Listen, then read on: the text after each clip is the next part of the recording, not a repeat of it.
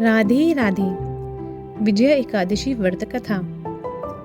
धर्मराज युधिष्ठिर बोले, हे जनार्दन, फाल्गुन मास के कृष्ण पक्ष की एकादशी का क्या नाम है तथा उसकी विधि क्या है? कृपा करके आप मुझे बताइए।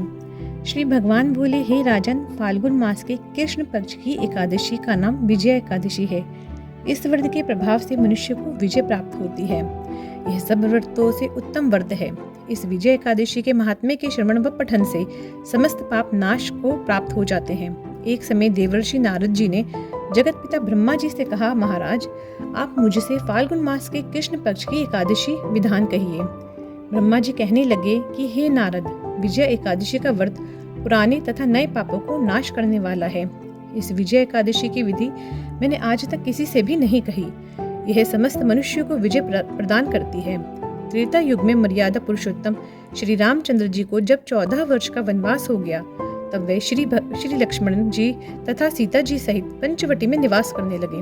वहां पर दुष्ट रावण ने जब सीता जी का हरण किया, तब इस समाचार से श्री रामचंद्र जी तथा लक्ष्मण अत्यंत व्याकुल हुए और सीता जी की खोज में चल दिए। घूमते घूमते जब वे मरणासन जटायु के पास पहुंचे, तो जटायु उन्हें सीता जी का वृतांत सुनाकर स्वर्ग लोक चला गया।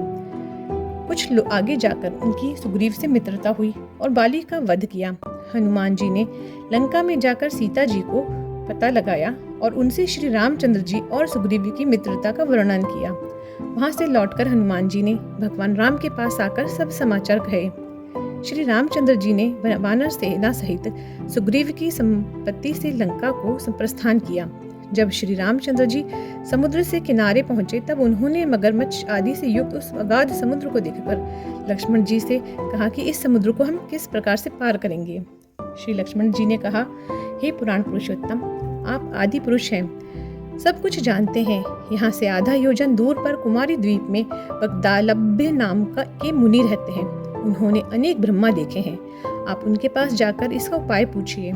लक्ष्मण जी से इस प्रकार के वचन सुनकर श्री रामचंद्र जी वक्दालभ्य ऋषि के पास गए और उनको प्रणाम करके बैठ गए। मुनि ने भी उनको मनुष्य रूप धारण किए हुए पुराण पुरुषोत्तम समझकर उनसे पूछा कि हे राम, आपका आना कैसे हुआ? रामचंद्र जी कहने लगे कि हे ऋषि, मैं अपनी सेना सहित यहाँ आया हूँ और राक्षसों को जीतने के लिए लंका जा रहा हूँ। आप कृपा करके समुद्र पार करने का कोई उपाय बतलाइए। मैं इसी कारण आपके पास आया हूँ। वक्लादभ्य ऋषि बोले कि हे राम, फाल्गुन मास के कृष्ण पक्ष की एकादशी का उत्तम व्रत करने से निश्चय ही आपकी विजय होगी। साथ ही आप समुद्र भी अवश्य पार कर लेंगे। इस व्रत की विधि यह है कि दशमी के दिन स्वर्ण, चांदी, तांबा या मिट्टी का एक घड़ा बनाएं। उस घड़े को जल से भरकर तथा 5 पल्लव रख वेदिका पर स्थापित करें। उस घड़े के नीचे सतनाजा और ऊपर जौ रखें। उस पर श्री नारायण भगवान की स्वर्ण की मूर्ति स्थापित करें। एकादशी के दिन स्नान आदि से निवृत्त होकर धूप, दीप, नैवेद्य, नारियल आदि से भगवान की पूजा करें।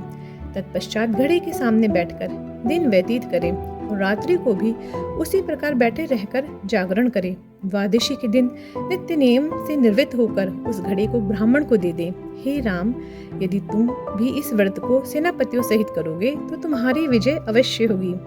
श्री रामचंद्र जी ने ऋषि के कथानुसार इस व्रत को किया और इसके प्रभाव से दैत्य पर विजय पाई। अतः हे राजन, जो कोई मनुष्य विधि पूर्वक इस व्रत को करेगा, दोनों लोकों में उसकी अवश्य विजय होगी। श्री ब्रह्मा जी ने नारद जी से कहा कि हे पुत्र, जो कोई इस व्रत के महात्म्य को पढ़ता या सुनाता है, उसको वाजपेयी यज्ञ का फल प्राप्त होता है। बोलिए श्री रामचंद्र भगवान की जय।